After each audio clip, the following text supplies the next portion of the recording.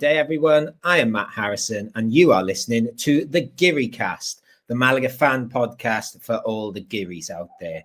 Malaga's first away game of 2025 is on the horizon.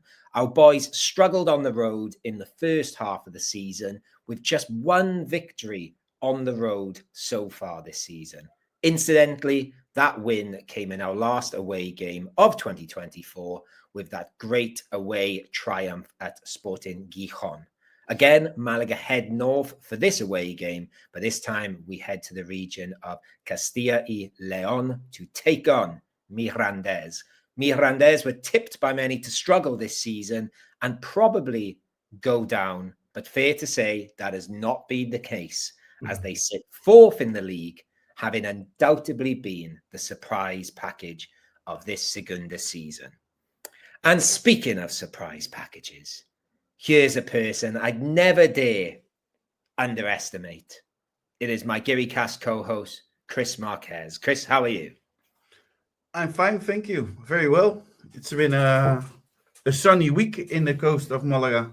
Ooh, but the nights are cold, Matt. The nights are very cold. Very cold. I was going to say it. The sun's been out, but when I was having lunch in school the last 2 days on the sort of terrace, the sun's on it, but I've had my jacket on. It's and I did go for a 6 p.m. run tonight, and I did have to wrap up, but I'm sure those back in the UK will have little sympathy with us there. But it's cold in our houses. You know, in the UK, for example, or in Holland, you have like heating in your house, and we don't.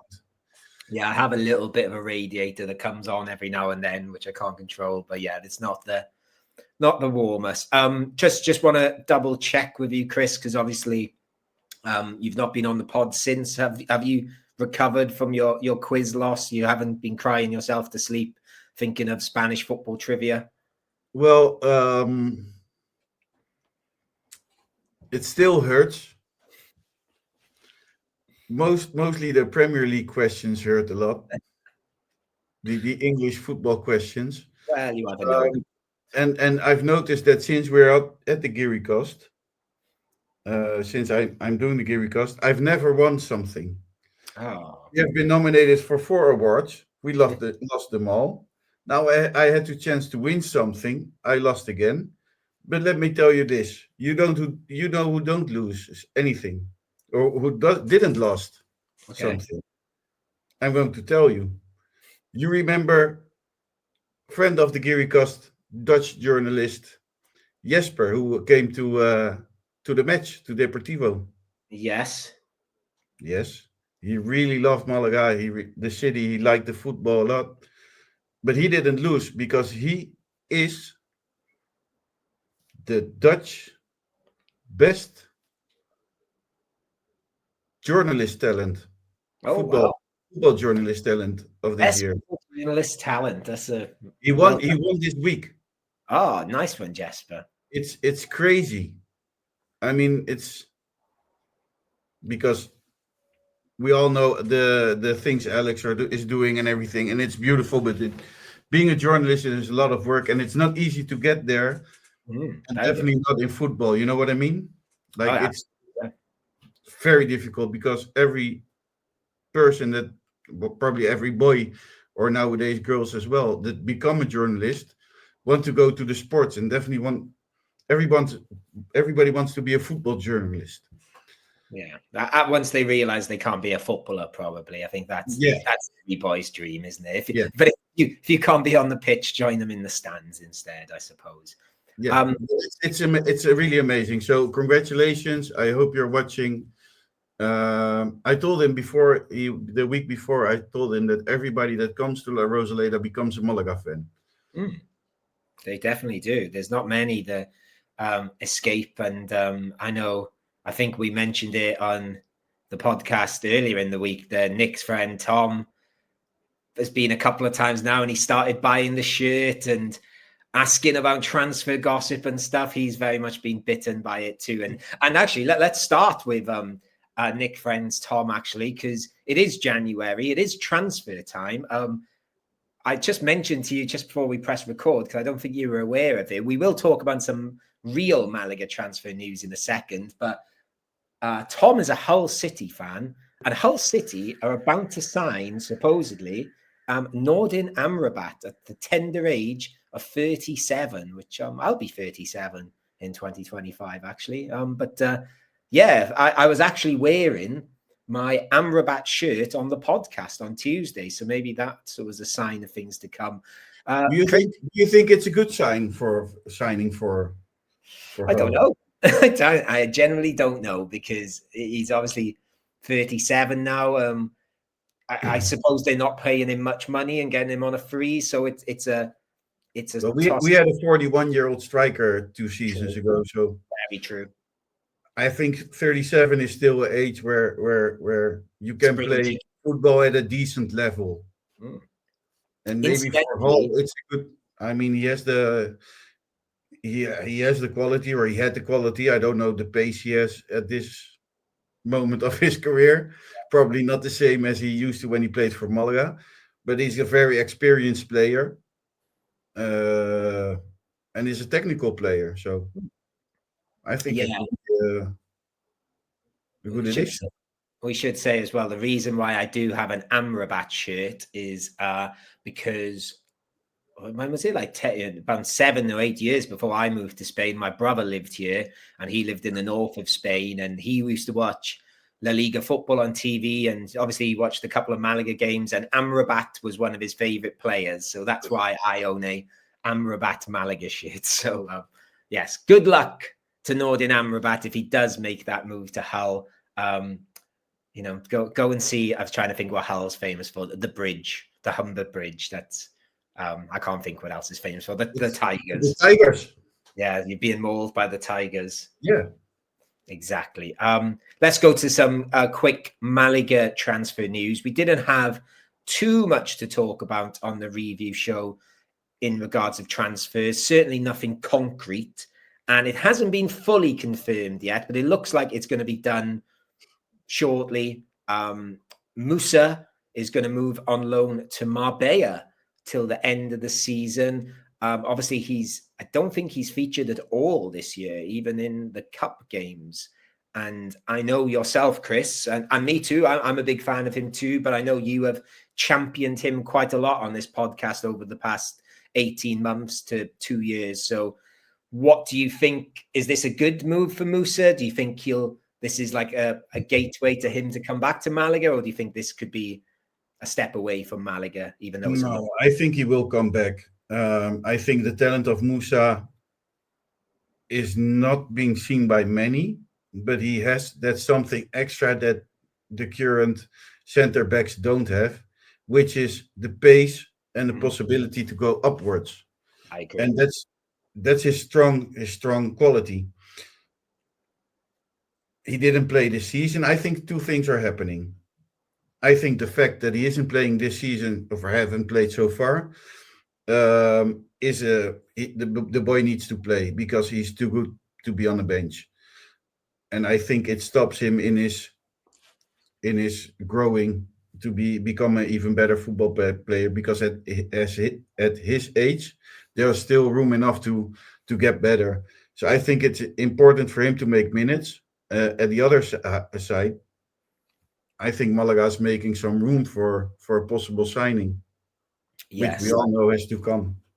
Yes, the talk of a striker, although there's not many names being floated around, there is words of trying to sign a striker. For those as well, like I think I was aware of it, but it did still surprise me that when I was reading the article about Musa this afternoon, it did say he'll turn 23 on Monday, which I was like, oh yeah, I forgot he's not like a teenager anymore. No, but I think at the age of 23, there's still enough room to become a better, for a center back for sure. I mean, a center back is a position where I think by 28, 29, you're at your best. That's and it's like you said as well, or maybe even 30s. Very sort of athletic centre back, and obviously it was almost a year ago, well, just over a year ago today, really, where he played in that cup game against Real Sociedad and started and was arguably our best player that night, and seemed to be playing in midfield as much as centre back. So yeah, I really hope it works out for him at Marbella. I sort of understand it because I think we said on the podcast earlier in the week, the review show, go and check that out if you've not listened yet. The three centre-backs this year have all been really good at different points, at least. Monte, Pastor and Einar, I think they've all been good. So it's then, tough. And there's the thing a bit, maybe, in the matches like against, for example, Deportivo La Coruña, where Malaga didn't seem to get very much, didn't create much chances. Maybe bringing a Musa in the second half, which has the possibility to go up a lot. Yeah, I think is something you need. I don't start him, but it could be a good asset to bring him in the second half when you're not creating enough. Yeah, I think especially maybe not like a direct half-time substitute, but maybe you're 1-0 down, you may as well go for it because we were desperately trying to contain Yereme on Saturday. But we won't do the Yereme chat again. We sung his praises enough earlier in the week. So if you're a Chelsea fan wanting to hear about Yereme, who is supposedly there on another player which seems that Malaga is looking to get a loan deal for is Haitam. Yes, of course. I think we even mentioned on the podcast a few weeks ago that Marbella were the favourites to sign him, but that's gone a bit quiet. Do you think Haitam in a good condition is better than what we have on the pitch or on the bench? Possibly, yeah. It's like we talked about sort of Kevin not having the greatest game this week, and sort of. Yeah, I think that it's dangerous to put him on a loan deal somewhere. Why? Because any team where he will go to, he will be the star player. Mm-hmm. Okay. If he will go to Antequera, he will be the star player. I'm not saying he's going there. If he goes to Marbella, he would be the star player. But perhaps he needs that to sort of for his. But what is it? You got Haitam in your. It's not your player. They're gonna put all the pressure on him, and they're going to let him play the most as they can. And if there is something we have learned with Haitam, yeah, but I understand what you're saying, not and obviously being careful with him would get him injured again. I think that's. But for Haitam's sake, I think for his career's sake, I get what you're saying from a Malaga perspective and being selfish as like a Malaga fan, but I'm sure he wants to play football now, and he can't keep not playing football to protect. No, I understand, but if he is better than what we have, then he will get that play time in Malaga. Yeah, that's true as well. I think I think personally, he's had all this sort of bad luck with us recently. I just think a change of scenery would be good for him for a couple of months, a bit like it was for La Rubia and Danny Lorenzo. I think it'd do him. I think it'd just be good for him. I'd definitely like a division below again, but we'll see. Perhaps while we're talking about Haitam and sort of our links across the Mediterranean, then let's just quickly mention as well. There's not too much to say about this, but I thought it was interesting. Quique Perez has been across the Mediterranean this week and has gone over to Morocco, where he visited Rabat, the capital, of course, and he spent a day in Casablanca. Supposedly or reportedly, from what I read, that he visited the Moroccan FA and went to the Mohammed VI Academy, which is in Rabat, and apparently we've had links with them before, and went to FUS Rabat, which is a club I've actually seen play in Rabat. That's the team I went to watch in Rabat. And then he went to the big boys and visited Raja Casablanca and Wydad Casablanca, who, two of the biggest teams on the African continent. Again, it was a bit vague what the mission was here. It seemed to just be making stronger links with, that north part of Morocco, which of course is very close to Malaga. I think it's good. I think it's great. But I think you should not only do that in Morocco. You should do that in other countries as well. I don't know. I suppose Morocco's logistically a little bit easier to deal with because obviously, I don't know, Algeria, I believe, is a little bit more problematic. Yeah, and let's say the players from Algeria, Well, there's maybe, one player in particular. yeah, that maybe don't have the quality we would like to see in Malaga. But I don't know, the Belgium league, the Dutch league. I mean, there are more leagues than out of Europe. Yeah, I guess it's just carrying on that. As long as you stay away from Cyprus, you're fine. Okay. Yeah, I think it's just like they've done made these links with local teams, and I think this is just the next step in that. So yeah, again, I don't know what the outcome was of these meetings. I just saw he was over there, and it seems like common sense to me. So yeah, we'll keep our eyes on what happens with that deal. And of course, while we're talking about Morocco, Spain will be sharing a World Cup with Morocco in 2030. And Malaga will be part of that World Cup, or will it, Chris? There's a bit of I don't know, a bit of rumblings around. So I think it was El Aguero reporting that there's some doubts about two of the stadiums as part of the bid, one in the south and one in the north. I'll be honest with you, I didn't really check what one it was in the north, but allegedly the one in the south is La Rosaleda, and FIFA are a bit worried about the logistics around it and the building of a new stadium. And apparently, like, Valencia really want in on this World Cup, and they've started construction on New Mestalla again. What are your thoughts, or what have you heard? I think once you put the word out that a city will be a world champion host, I think it's very ugly to change that. Yeah, me too. I also think that it would be very Malaga-like to get out of that list. You know what I mean? To get out of the. I get the impression, and I don't know if you've got a different vibe because you might know different people, etc. But on social media and stuff, as the weeks have gone on, I'm starting to feel that some Malaga fans aren't that bothered about the World Cup being there and would rather. I'm not bothered as well because I'm turning, to be honest with you. I've got to be honest with you. I'm less bothered as the time goes by.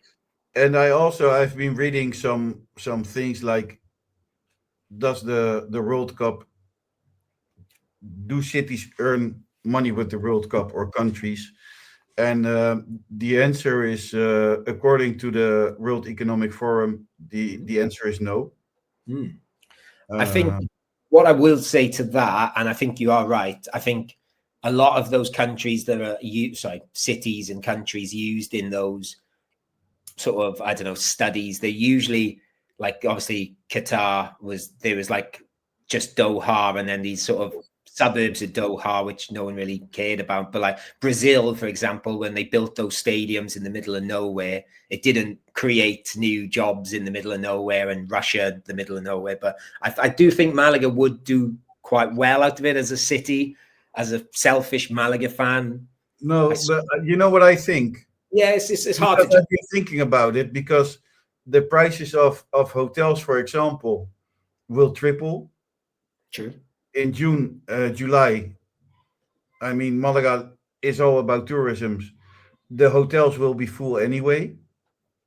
So the only thing what you will do is put 30,000 football fans instead of 30,000 tourists who come to visit Malaga for a week or a weekend. And what I did read is that a lot of people, when there is a World Cup in a city, the normal tourism goes down a bit, because people don't want to be in a city that hosts a World Cup, because it's very crowded and it's very so. At the end of the day, all the entry tickets, all the money goes to the FIFA. Mm-hmm. Malaga City is paying for the stadium. It's like you organizing a party in your house, and me telling, "Hey, Matt, I'm going to throw a party at your house, but the way your house looks now, well, you have to change things." I'm happy for you to do this, and you'll need to pay it. But right. I'll be at the door charging people to get in. And when you ask me like, hey, I changed my house, I bought new furniture for your party, and I will say, yeah, but I'm hosting the party, so you're not getting anything of it. I suppose it is like that. Yeah, I suppose the way the city looks at it is that stadium will be. I don't know. They could have concerts. It'll generate jobs. More people might go to watch Malaga. I don't know, but it's a And then long. on the other side, because that's also a thing, the well, Yeah, that was here. someone really doesn't want the World Cup to go to Malaga. Yeah. On the other hand, the FIFA doesn't pay any how do you call it? Don't know, tax. So they don't pay tax at all, which I also think it's a bit crazy because I think every local companies have to pay taxes. But then on top of it, fans fly in. We started so professional. Fans fly in, spend the day in Malaga, spend the night, but during the day they are at the fan zone, which is created by the FIFA. Yeah, but they go to the stadium, and in the fan zone, what do they sell? Well, they sell the beer brand Budweiser, which sponsors. So how much is it like a local Malaga shop or a local Malaga bar? I don't think the fan park. I think people would go to the middle of Malaga as well. I think where the stadium would be, they'd be silly not to. Yeah, obviously the fan park would be used, but the city center of Malaga in June or July will be full anyways, if it's football fans or not. So how many? I mean, I don't think it will change a lot, to be honest. I think it will generate a hell of a lot of money for the city there. Whether it's sustainable, I don't know, but we'll see. But basically, the headline is that some are reporting there's a bit of a wobble there. That's all we can say. So I'm sure the other stadium in the south is La Cartuja. Yeah, and that's obviously they're going to use that, the one because that's the official stadium. That's why everybody's worked out it's Malaga because there's only two in the south. But but then Malaga has the third biggest airport of Spain. Of course, yeah, and you know that's the infrastructure is already there with Malaga. So, has the hotels. Yes, so I'm sure we'll talk about this a lot more as the years go by because we're a long way away yet. But obviously, if we're going to build a new stadium, we need a green light soon and a plan soon. Just really quickly, while we're talking about international football, not a lot to say here, but we did mention last week that Antonito and Izan Moreno were called up to Spain's under-19s. They played for Spain under-19s yesterday. I think both of them played 45 minutes each in a 1-0 win over Italy under-19s. Well done, Spain under-19s. Not too much to report, really, but I suppose the one sort of curious thing, and I don't think we've mentioned it on the pod before, and I think he's done it a couple of times now, is Izan Moreno played centre-back for Spain, I believe, and I think he can play. Yeah, and another thing I read today in Radio Marca Malaga is that Fabrizio Romano is linking Antonito to several big clubs in Europe. Chris, listen to the Giri cast. We did this because I argued as Antonito now made it, that Fabrizio Romano is using his name. I think isn't that every boy's dream? But I don't know. But let me tell you this. Did Radio Marca get the news from us then? I don't know.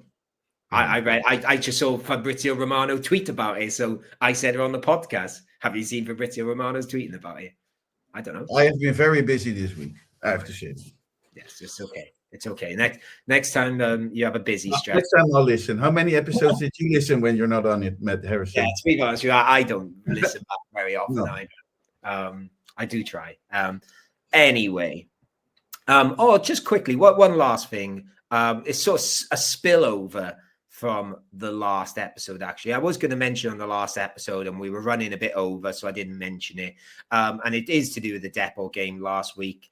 Did you see, Chris, that the referee has done one of those reports again saying Malaga fans are they're rude because apparently we were saying nasty things about the ref and Deportivo, and the ref put in his report that we're bad.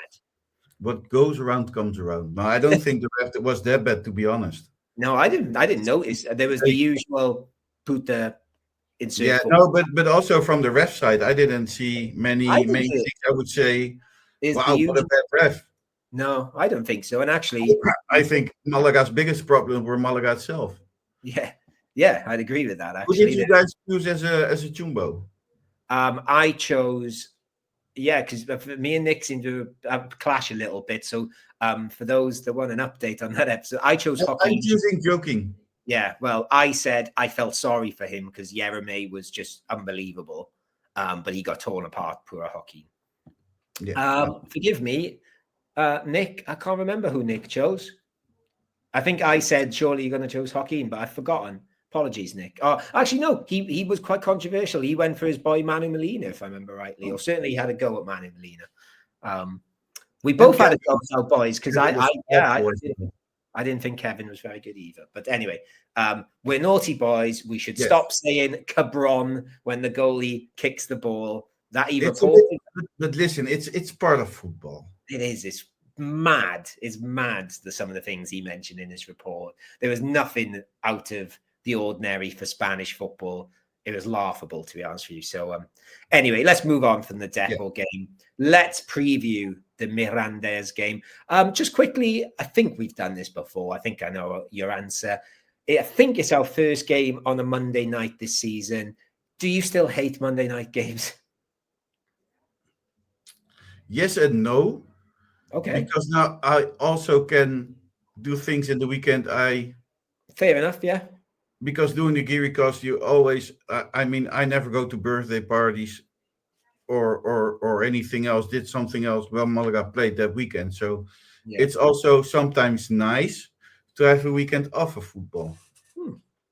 Okay, that's fair enough. I can go along with that. And perhaps we'll mention it here now. We will have Monday night a live stream of the game. We've confirmed that. I don't know who's going to be there, but we are going to do one. So if you want to join us and watch the game with us, come Monday night and watch the game with us. 9 o'clock kickoff or 9 o'clock. It's always very crowded in our watch-alongs or live streams. Yeah, it's always nice. I think it's nice. Yeah, come watch us. Watch football. Come watch football with us. Yeah. Anyway. So perhaps we'll plug that again at the end, but let's get into this Mirandes preview. And as always, before we say our bit, let's go to one of our Spanish Segunda experts. Let's go over to Alex Fitzpatrick of the Spanish Segunda show to give us the lowdown on our opponent, Mirandes. Malaga travel to Mirandes this weekend. Well, on Monday to be precise. They've got that graveyard slot that nobody wants. And, well, this was expected to be a season of struggle for Mirandes, but they are the surprise, or one of the surprise packages of Segunda División.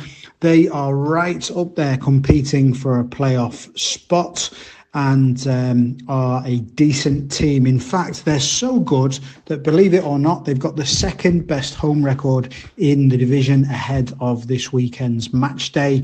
And if they were to win, then against Malaga, sorry to say it, then they would have the best home record in the division because the team that's above them has played one more home game than them. However, they are going to be particularly depleted because last weekend they lost 1-0 in a rather bizarre game away to Huesca, which ended 10-9. So they will have the suspensions of a couple of their first choice starters, Victor Parada, a defender, and they will also lose a Laucher, who is a holding midfielder as well. And they haven't got such a strong squad. So they will be down to the bare bones. They will have to shuffle things around a little bit. And that might mean that there's an opportunity there for Malaga to pick something up. But this is a very defensively resolute team. And this is a team that's got a goal scorer, Panicelli, at the tip of the team. He is their star man, gets most of the goals and they like to press high. They like to make it hard, and they like to play the game in the opposition's half. So it could be a tough night for Malaga, and if they don't get their tactics right. That's Monday night, Mirandes against Malaga in Andover. There you go. Thank you, Alex Fitzpatrick, as always. And if you want to learn more about the other 21 teams in the Spanish Segunda, go and check out Alex and Liam on the Spanish Segunda podcast.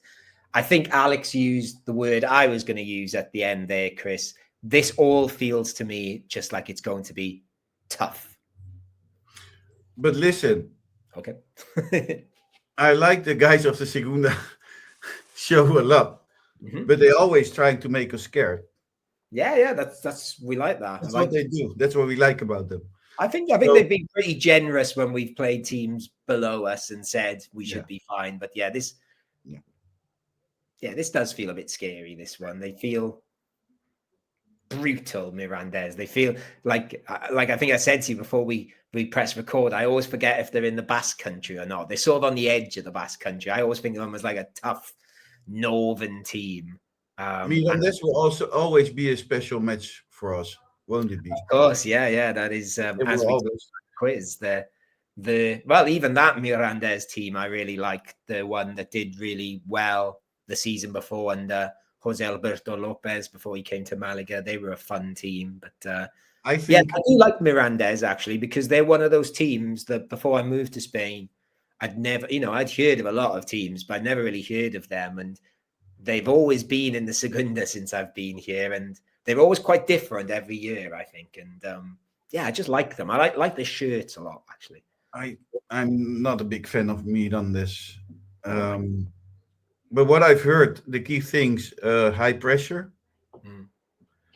I think that gives opportunities because when you play high pressure, you also usually give a lot of space away. So that's a good thing. I think we have the best or one of the best defenses of the league. I can tell you, Chris, we have the third best defense in the league. Like I think Alex said there, Mirandes have the second best and Elche the best. We've only conceded 20. And I think Mirandes, forgive me, it's about 16 or 17. I did write it down, but I can't see it now. But there also lies our biggest problem, isn't it?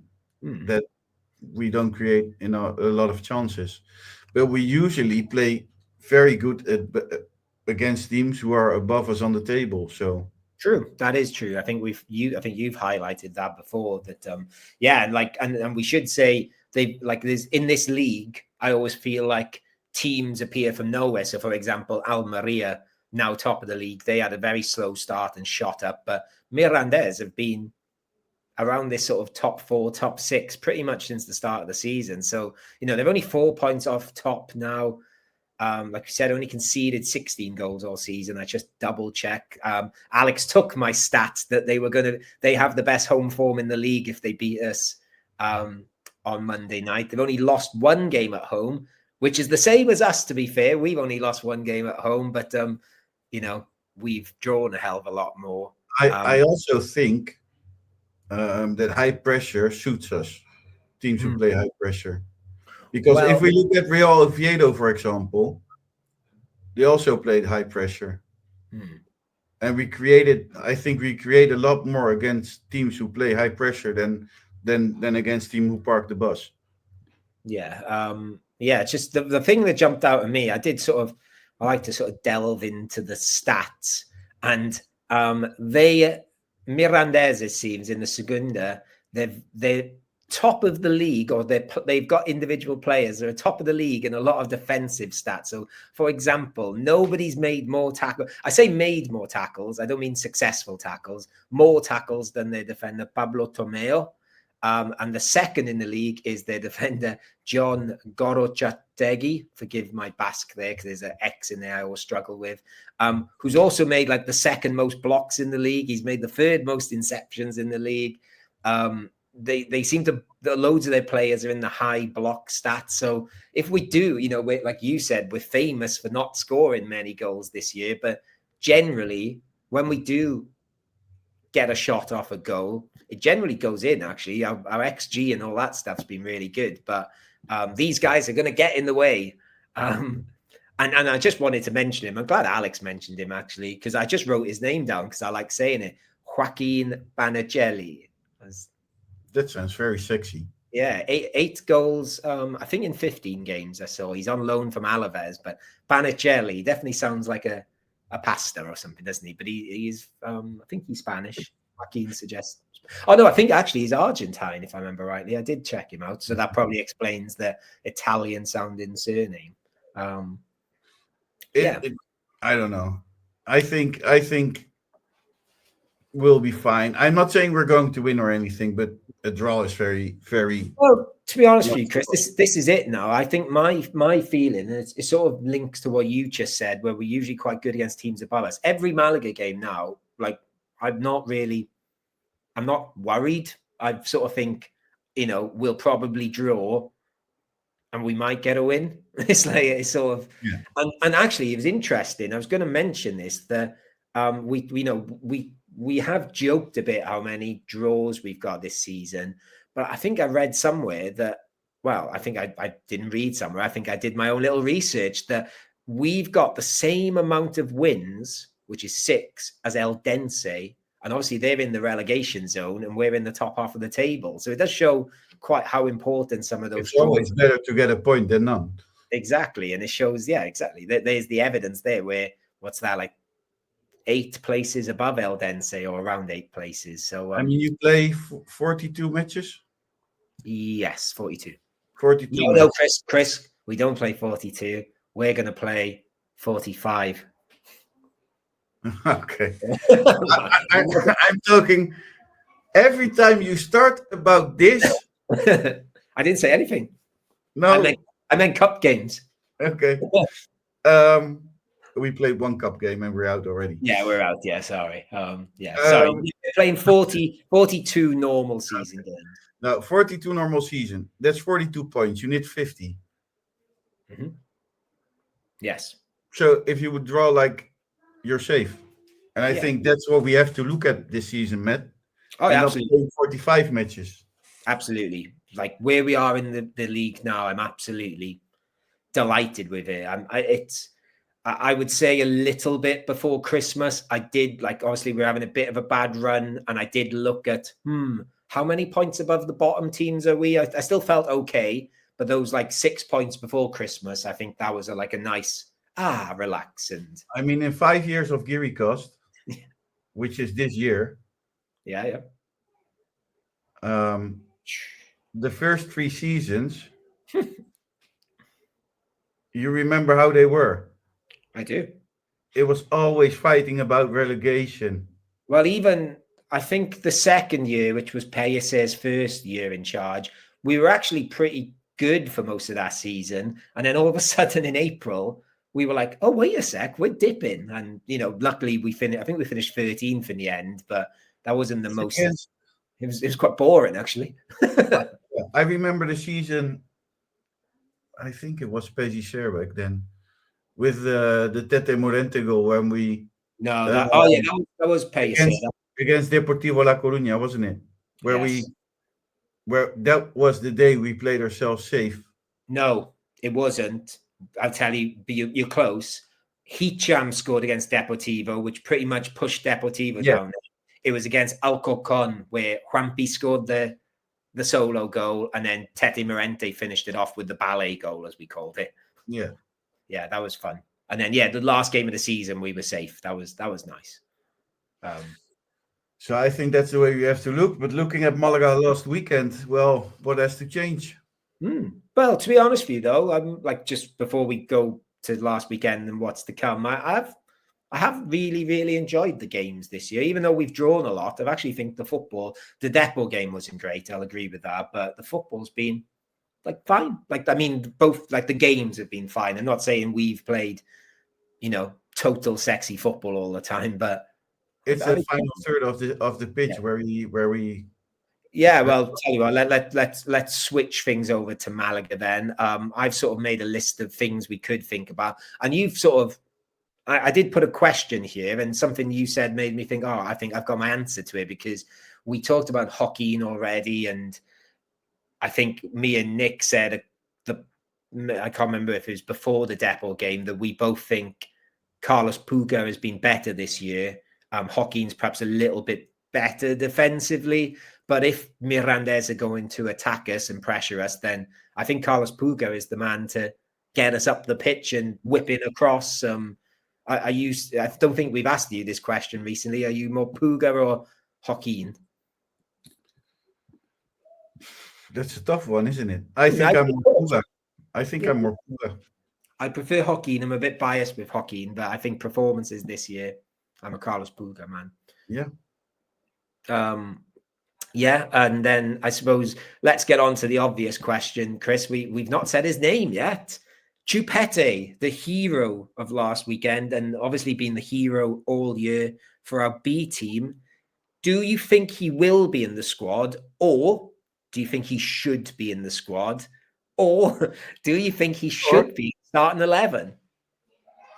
I think, because you're asking now questions, should he be at the squad? I didn't hear the question. Shouldn't he be in the squad? Okay.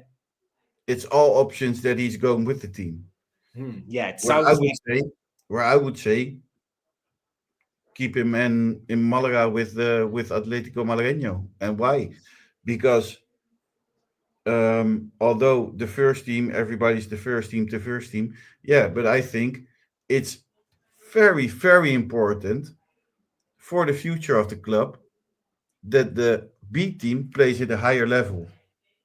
Yeah, I get that too. I think what I've heard today is because I think the B team are playing Saturday evening this weekend, that he's probably going to play for them Saturday evening and then be on the bench at Mirandes, because I think he's trained a lot with the first team again this week. So that seems the logistical answer to me. I think that makes sense. But I wouldn't keep him away from the B team because they are doing so good with him. And I've watched Atletico Malagueño against Jaén last weekend, and it was probably the most important match of the season because they both had the same amount of points. So it was a 6-point match. And that team of Real Jaén didn't create any chances. This Atletico Malagueño is so good. I think if you take Chupete away, it could fall. Yeah, because it's very important for them. It's a real sort of bit of a puzzle we've got ourselves in with him in a way, isn't it? Because I agree with what you said as well. Personally, I being a season ticket holder and stuff, I want to see more of him, but I definitely get your argument too and understand. I also think is that you have to be cautious with talent like Chupete, because we saw what happened to Lorenz Zúñiga. Yeah. And I think Nick made the point on the podcast on Tuesday, and he said that you could argue whatever you think of his tactics and things like that, probably Pellicer's biggest strength has been the way he's handled our young players over the last year or so, and sort of has known when to take them in and out. But he brought Roberto. Of course, yeah. Roberto was also a big challenge, big talent. But when Roberto came, remember when just before he left to Barcelona, we were all happy he was out. I wasn't. I always stuck by him. I always liked him. But he didn't score anything. He wasn't very important. But he didn't have many chances the second half. The fact that he went to another B team. Yeah, it was very interesting though. Where there was no pressure at all.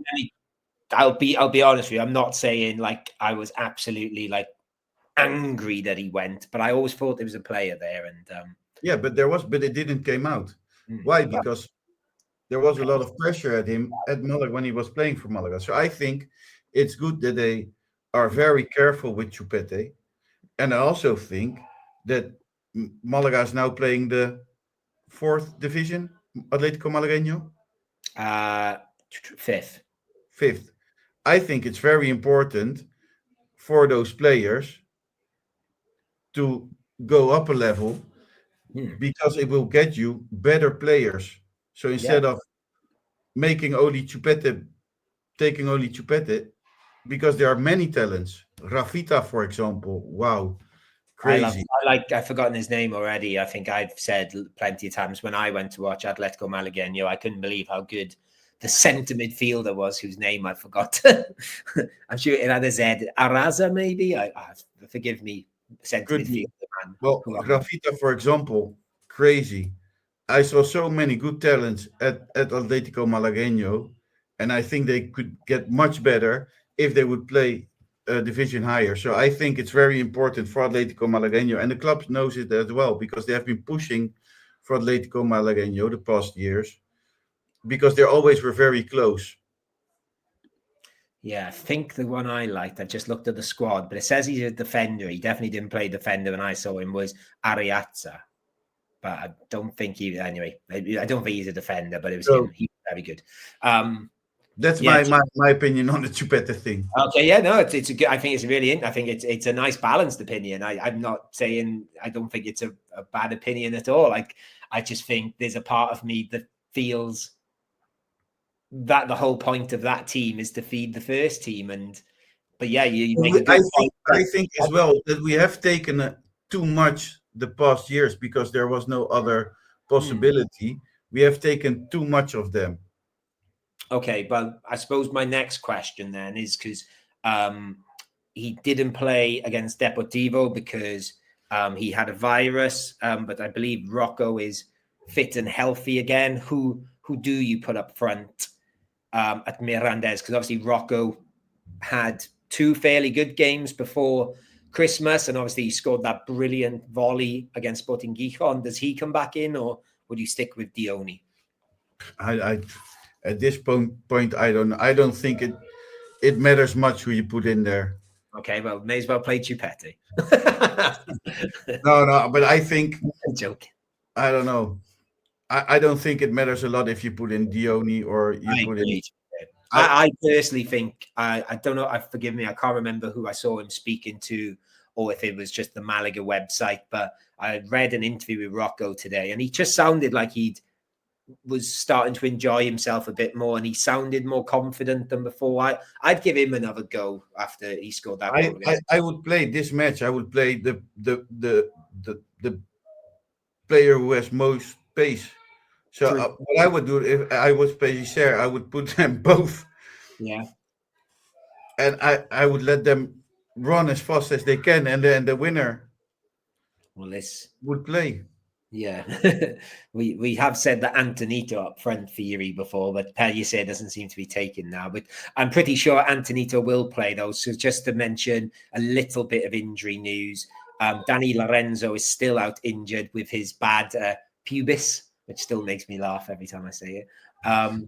David Larrubia doesn't sound like he's back yet. And the new casualty this week, who I think I briefly mentioned on the pod Tuesday, is Kevin picked up an injury this week, and he definitely won't be playing. So we'll see. I'm guessing that means a chance for Romani to have another go, it's just not really happening. Well, if he's fit enough, I'd much rather see Hightam on the pitch than Romani at the moment. I'll say that. But that's the thing I've said on the start of the season. Everybody wanted Romani, but Romani played for Malaga in the season where we were. Yeah, he was very good. I wanted him because I like him, but I wasn't. I appreciated what a lot of people were telling us that have had him at other clubs, that he's not had a great few years, but I thought it was worth the gamble. And well, you always hope that the player finds himself again, and we know he can be a better player. Yeah, me too. But you do sort of hope, it's the second half of the season. He's had a bit of time to, But I also think that every time he comes on the pitch, there is something. Yeah, I think there was something bad against Depo, if I'm being honest with you. But he has shown. I'm not saying he's been an absolute disaster. There have been glimpses, but he's I think it's just frustrating, isn't it? That we saw him play so well, but then, like you say, we saw him play so well. That was almost 4 years ago now. So, and in a team where it was very easy for a player to stand out.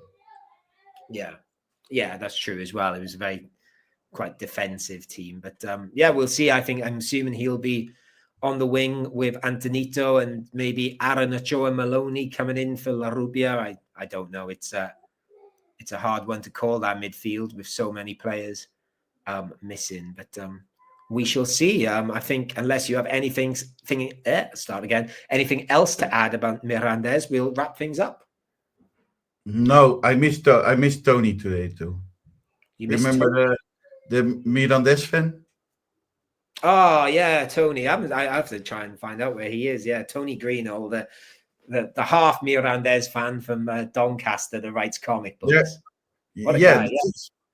He wrote one comic book, and he said it wasn't that good. He always said he's a comic book writer. But there's also always a few of because in the first 2 seasons we did a few of those. Just random people I knew that said, "Oh, I watched Mirandes play on TV once, and I quite like them." Yep, come on the podcast. You're a Mirandes fan now. You love Mirandes, remember? We had a few guests in the first season, which I always very much like. There was Brian from Almeria. Yeah, but David, my Bristol Rovers friend, the Bristol Rovers have a friendship with Sabadell, and I was like, "Yep, you love Sabadell now. Come on the podcast." And I always remember Tony with his comic book. Yeah. So if you're listening, Tony, we've played Mirandes twice. You can come on and give us the lowdown on this season. I'm sure you're enjoying it. But as I said earlier, make sure and go back and listen to the review show if you want to hear more about that Depot game. As Chris is here, I said I wouldn't plug it again, but in case you haven't listened to it, the quiz is still there if you want to go back and listen to the quiz episode with our numerous special guests. And don't listen to the Premier League questions, though. Well, that seems to be most of it. There is a Vamos a la Rosaleda out. There is a Vamos a la Rosaleda out as well. Thank you, because we didn't really plug that the other night. If you want an alternative listen about the Depot game, or as we called it on Tuesday, Vamos is essentially drunk Geary cast, isn't it? That's with on a match day. On a match day. And yeah, we will have a live stream on Monday. I don't know who's going to be on it yet. I think I'm free, so I will be there. I will join. I'm sure we'll post it out on social media, all the details there. But I will wrap things up there. I'll say thank you, Chris Marquez. Thank you, Matt Harrison. A pleasure as always. And thank you guys, the listeners. Make sure to subscribe, follow us on YouTube, tell a friend, all those things. Adios and vamos Malaga.